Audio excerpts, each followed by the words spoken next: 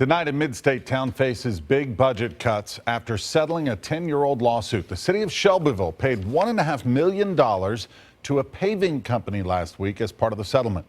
News Channel 5's Jason Lamb has a look at what the cuts will mean. The city of Shelbyville paid the money to settle a 10-year-old zoning lawsuit over a rock quarry.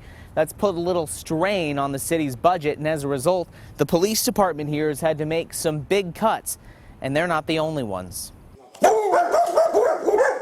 From his cramped quarters inside Shelbyville's animal control, Director Randy McCullough would love a quarantine room to bring animals when they first arrive. That's one of our biggest things, because when we bring a dog in, we don't know if they got diseases or what they got.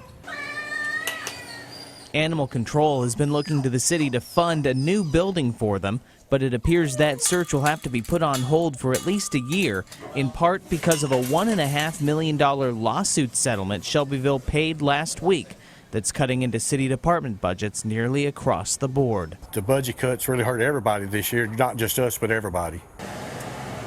The city manager says the police department will have to go without any new patrol cars this year. Each year they usually buy 4 or more new ones and replace the oldest ones in the fleet. He says keeping older units on could increase maintenance costs for the city.